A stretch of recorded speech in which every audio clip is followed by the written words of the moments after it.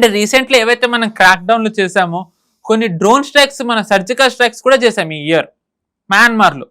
Pro China groups ఏవైతే మన ఇక్కడ అటాక్ చేయాలని ప్రయత్నిస్తున్నాయి, లైక్ ఎన్ఎస్సిఎన్, వీటి గురించి కూడా మనం ఆడుకున్నాం. వీటి గురించి కూడా మనం మెసేజ్ ఇవ్వడానికి మన దోవల్ గారు చెప్పు ఉండొచ్చు, that don't do any such kind of activities అని. సో చైనాకి ఇక్కడ ఆబ్వియస్లీ మనం మాట్లాడుకుంటూనే చైనాకి ఎట్టి పరిస్థితుల్లో భారత్ ఎదుగుదల అనేది దానికి నచ్చదు.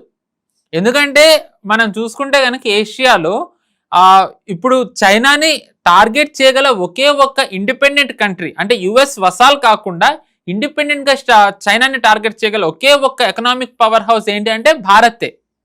ఎందుకంటే చైనా +1 మ్యానుఫ్యాక్చరింగ్ లో ఇప్పటికీ చాలా మందికి ఒక ఆల్టర్నేటివ్ భారతే అవుతుంది. ఆల్దో వియత్నాం, కొరియా ఇవి కూడా అవుతున్నా, Bharat is very significant player అవుతుంది. ఎగ్జాక్ట్లీ. సో ఇది ఆపాలి అంటే కనుక ఈయన ఖచ్చితంగా డీస్టేబిలైజ్ చేయాలి.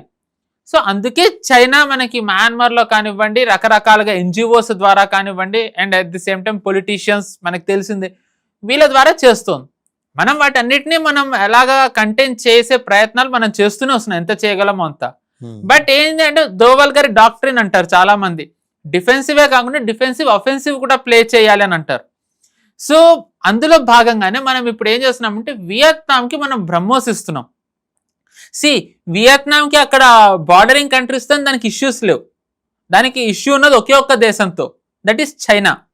మనం ఆల్రెడీ ఫిలిప్పీన్స్కి ఇచ్చాం, ఇప్పుడు ఇండోనేషియా కూడా మన నుంచి బ్రహ్మోస్ తీసుకోవాలనుకుంటోంది. ఇవన్నీ సౌత్ చైనా సీలో ఉన్నవే. సౌత్ చైనా సీలో వాళ్ళకున్న ఒకే ఒక్క తలనొప్పి ఎవరు అంటే మనకు తెలిసింది China. So the moment we are strengthening ఈ కంట్రీస్ అన్నిటినీ, ఎస్పెషల్లీ విత్ బ్రహ్మోస్, మనకి ఇక్కడ 2 మెసేజ్లు మనకు వస్తున్నాయి.